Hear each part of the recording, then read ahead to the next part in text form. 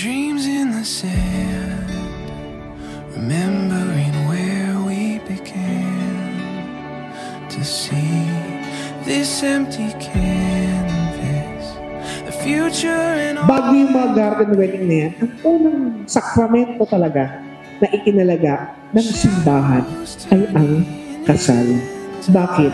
Ang sakramentong ito ay hindi lang dahil kayo magsusuot ng singsing. Ang sakramentong ito ay hindi lang dahil kayo magbibigay ng aras o magpapabasbas ng Bible o kaya magpapakain sa maraming mga tao o kaya magkaroon ng maraming inumatinang. Nandito kayo dahil sa isang tagpo na nangyari sa inyong buhay. Kayo'y nagmahalan. To my ex-boyfriend, my boyfriend, and soon to be my husband.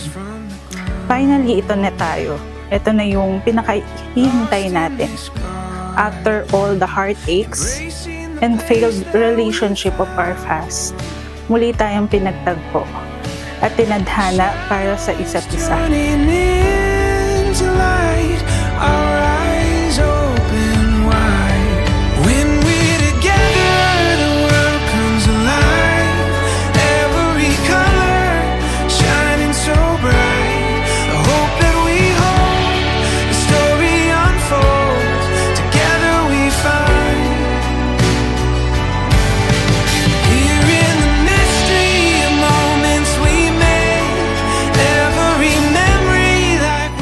Para sa pinakamamahal kong babae, una sa lahat, nagpapasalamat ako sa Panginoong Diyos sa araw na ipinagkaloob niya sa amin.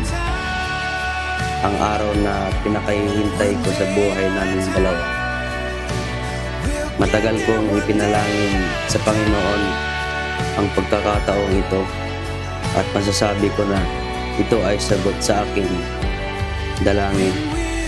Maraming taon ang lumipas, walang komunikasyon, nawalan ng ugnayan ang bawat isa. Ngunit napakabuti ng Diyos. Muli kanyang binalik sa akin. We'll get there one day at a time.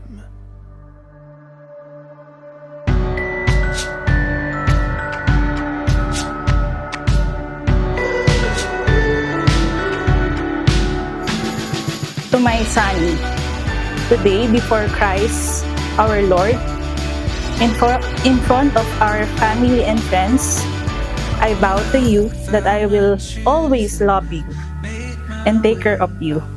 I will be your private nurse.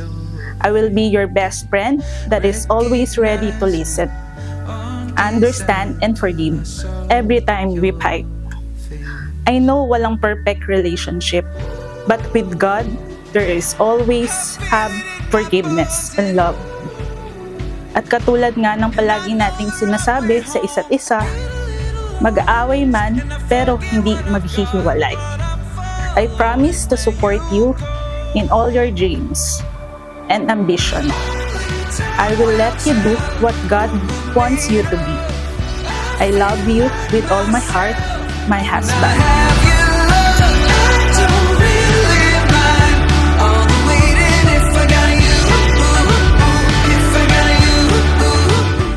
Pangako ko kay Lord, pangako ko sa iyo, hindi kita lolokohin, hindi kita sasaktan, mamahalin kita ng buong buo, magiging mabuting asawa ko, magiging mabuting tatay ng mga anak natin.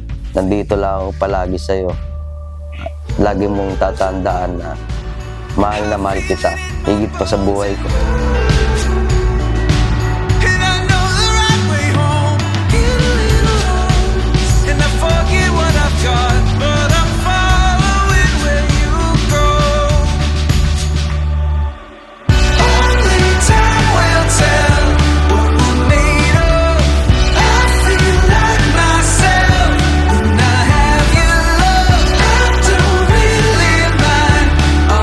Ilang beses na paulit-ulit kitang nire-reject at binablock at unblock sa Facebook kasi nagkakapikunan. Pero lagi mong sinasabi na hanggat di ako kinakasal, di ka susuko. Napaisip ako sa mga prayers ko lagi pagdating sa love at relationship na, Lord, kung hindi para sa akin, ay alisin mo na agad sa buhay ko. Pero naisip ko na ikaw at ikaw yung taong nananatili na hindi sumuko kahit anong gawin ko. Kaya nakuha mo ang matamis kong oo. Totoo talaga yung kasabihan na what is meant to be will be. After so many years na hindi natin nakikita ang isa't isa, babalik at babalik talaga kung para sa'yo. And now, we are here today because God is love. We love because He first loved us. And that is our love story.